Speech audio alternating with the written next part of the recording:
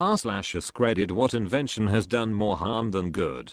Popcorn ceiling. Some of the older ones have asbestos in it too. So keep that in mind if you have a roof leak or ceiling damage. Those plastic containers that are like crimp plastic stitch welded around the entire edge, and it's super thick plastic that will slice your shit open. Especially when your new scissors are inside them when reinstall a pointer. Polygraph test. Even its inventor, John Larson, regrets his invention upon realizing how law enforcement would exploit the average citizen with it. Didn't he try and get the test abolished for law enforcement use? As a public service announcement, in case anyone doesn't know, polygraph tests do not work. They are used as a law enforcement intimidation tactic, and that is it. They are not able to accurately detect anything. It is almost always in your best interests to refuse to take one. It cannot help you, and it can hurt you. And more fundamentally, all of us should stop pretending that they work, because they have been repeatedly shown to not work. Lobotomy. Worst Nobel Prize winner ever. It's such a fucked up thing that so many people at the time knew was fucked up. I mean, it was essentially a way to make people with diseases easier to take care of by rendering them half dead. There was barely a pretense of it *ACTUALLY* treating an illness. Monstrous. Leaded gasoline. If leading gasoline wasn't a thing, no way pet rocks were taken off in the 80s. Salmonella Reddit. 70s. I got it. The 24-hour news cycle at a certain point reporting facts stopped being the primary goal of such channels. Instead they report whatever will keep viewers watching. Works okay for a 30-minute news segment, but with 24 hours that ends up over sensationalizing every little story. Those low-flow toilets that result in you wasting more water because you have to flush it multiple times to get it to take a log down. Best solution I've seen is a toilet with two buttons, one for a half flush and one for a full flush. Rigged claw machines. Like seriously, fuck you. I just want my Squidward plush. I remember a vacation when I was little of a teenager at one of the big claw machines. He was somehow able to beat it every time. A man and his fiancée was interested in one of the massive bears, and the kid offered to get it. About $3 in my currency, one coin, and he easily got them the bear in one go. After learning that claw machines are rigged, I wonder about that memory. Leaded fuel, CFC, UHM, basically anything Thomas Midgley was involved with. Fun fact. The decision to use CFCs, chlorofluorocarbons, instead of BFCs, bromofluorocarbons, was pretty much arbitrary.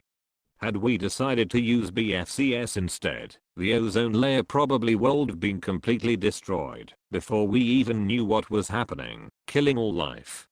It destroys ozone 100 times faster than CFCs. Hey, maybe that's the great filter. All other extraterrestrial civilizations chose the wrong coolant medium. Coffee pods. Even the creator deeply regrets his invention and the environmental impact it has had. Who was the creator? I always thought some asshole at Nestle came up with it. John Sylvan. The US mostly uses K-cups, produced by Keurig Green Mountain, which grew out of the company that was founded on Sylvan's invention in 1990. Data mining and ad delivery services disguised as social media. I mean, Facebook, in general. Zuck. Yeah, so if you ever need info about anyone at Harvard, Zuck, just ask. Zuck, I have over 4,000 emails, pictures, addresses, SNS. Zuck's friend. What? How'd you manage that one? Zuck, people just submitted it. Zuck, I don't know why. Zuck, they trust me. Zuck, dumb fucks. Pop-up ads. Think of all the malware and viruses that people have fallen victim to because of pop-up ads, plus they are just annoying. Even the inventor of them apologized for creating them. I got quite a few pop-up ads on that article. Slot machines. Once you get a taste of winning some money back, it gets eaten up in no time. You might think you can beat the system, but that's how they suck you in and take you for all you are worth. These things are rigged to pay out when a lot of money has been fed into them, so you have to be extremely lucky to get the big jackpot. One of my friends won on their first time and now she's completely addicted.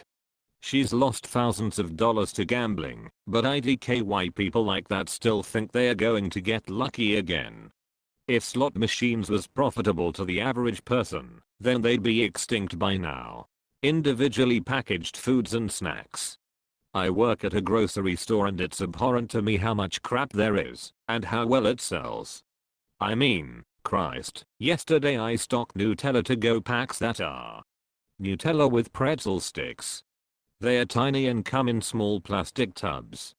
Or those large bags of Reese's cups that come individually wrapped, or these ridiculous 1-ounce bags of freeze-dried fruit that we sell which are absurdly popular, especially for how relatively expensive they are at $3 a bag. I get that plastic itself isn't bad, but this is egregious to me, especially with how much my generation, I'm 34, has had overuse of landfills drilled into our skulls. Cigarettes. Those things ruined my life. I don't smoke them anymore, and have had to resort to other things. Peer pressure and wanting to fit in is an asshole edit. Thank you all so much for the lovely comments telling me how happy you are I have quit. To the people asking why I copped into peer pressure, I was a very lonely teenager who just wanted to be super popular. Yeah, the smoking made me look cool to some of the other kids. However, those kids were never my friends.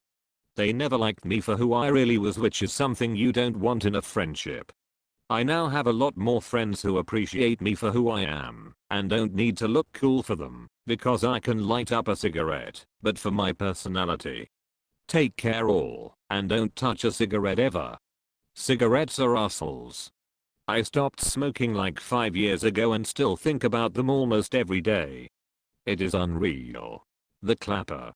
Scientists never thought through the true implications. I got one for Christmas once and thought it'd be a convenient way to turn on the light. Anytime there are two noises back to back it'd turn on or off. 2 steps, 2 chops of an onion, 2 dog barks, and it happened too frequently which outweighed its convenience. Dare IDK, it's one of my favorite Gorilla songs / Asbestos. Now people are getting rid of it. Edit. Just found out it was used naturally mined, but the mass production has either slowed or banned even the city of Asbestos. Get rid of its name, they are doing asbestos they can. Edit. Wow, OMG, I have never had more than like 100 likes, and I had 0 awards before this. Thank you everyone. Soft close toilet seats. Either all toilets should have them or none should. The current roulette is too stressful. I was going to argue, as my house is decked out in them, and forever will be, but your ending point is very valid. Social networking. Edit. Thanks for the awards. If you give a monkey a typewriter, it'll still throw shit in your face. Methamphetamine, it's medically refined, and microdosed cousins have done wonders for ADHD though. Absolutely. 2 members of my family have improved their quality of life drastically by using it under a prescribing physician. My dad in the garage though. Eesh. Just another example of the problem lying not in the material, but in its implementation and use. For-profit news. The war on drugs. Absolutely incredible band though. So many people are saying plastic, which blows my mind. Do people really have no idea how extremely useful plastic is? Plastic is great, since you can mold it into any shape, and is highly non-reactive. There are so many applications where plastic is just the best material available, period. I think the problem comes when plastic is used in things where durability and non-reactivity aren't particularly necessary, such as disposable items. Hope you enjoyed. Please leave a like and subscribe for more.